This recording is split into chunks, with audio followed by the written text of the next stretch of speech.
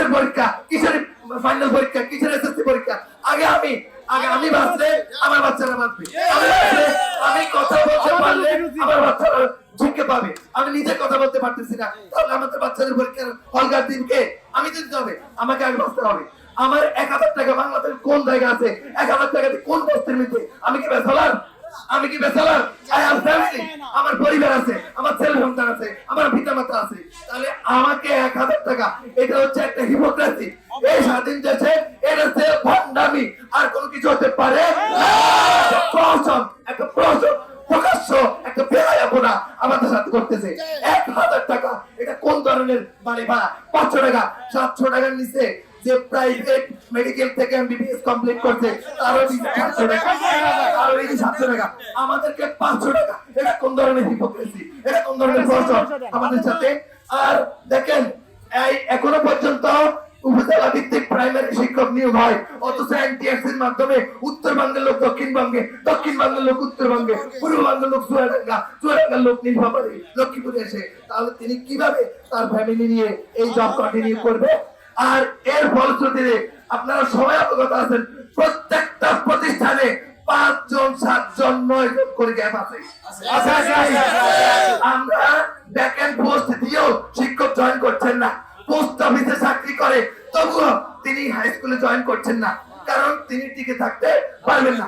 আর এই ভুক্তভোগী আমরা, কারণ আমার সাথে যদি আরো 5 জন শিক্ষক থাকতেন তাহলে আমাকে ডেইলি সপ্তাহে 28টা ক্লাস নিতে হতো না, আমাকে 28টা ক্লাস নিতে হয় এক সপ্তাহ, কারণ আমার প্রতিষ্ঠানে 5 থেকে 7 জন শিক্ষকের গ্যাপ।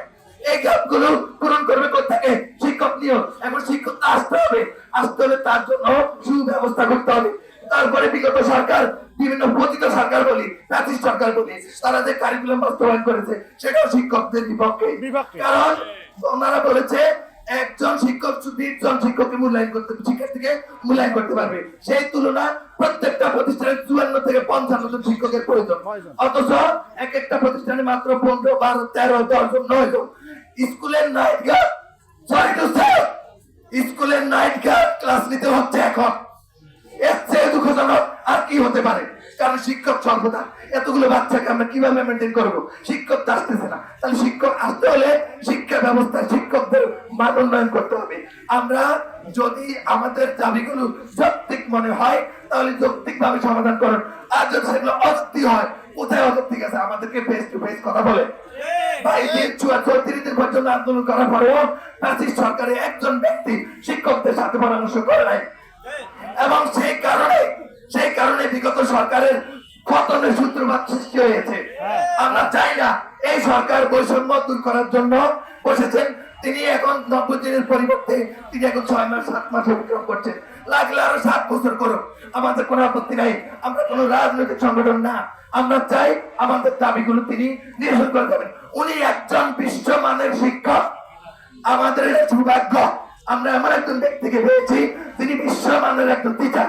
তাহলে তিনি যদি না বুঝে, আমরা যাকে উপদেষ্টা হিসাবে পেয়েছি তিনি একজন অনেক কোয়ালিফাইড একজন টিচার, তাহলে আমরা যদি ওনাদের কাছ থেকে সমাধানগুলো না পাই, আমরা কাছ থেকে পাবো? স্বাধীনতার 54তম বছরে এসেও আমরা আজকে ক্লাসের শিক্ষার্থীদেরকে রেখে আমরা আজকে উপজেলার সামনে আসতেছি, আমরা রাস্তায় মার্চ করতে হয়েছে, আমরা লং মার্চ টু যমুনা থেকে গিয়ে আমাদেরকে পুলিশে বাধা দিয়েছে। আর কত আমরা সহ্য করবো? আর কত? আমাদের পরবর্তী প্রাইভেট প্রতিষ্ঠান তাদেরকে জাতীয়করণ করছেন একসাথে 26,000।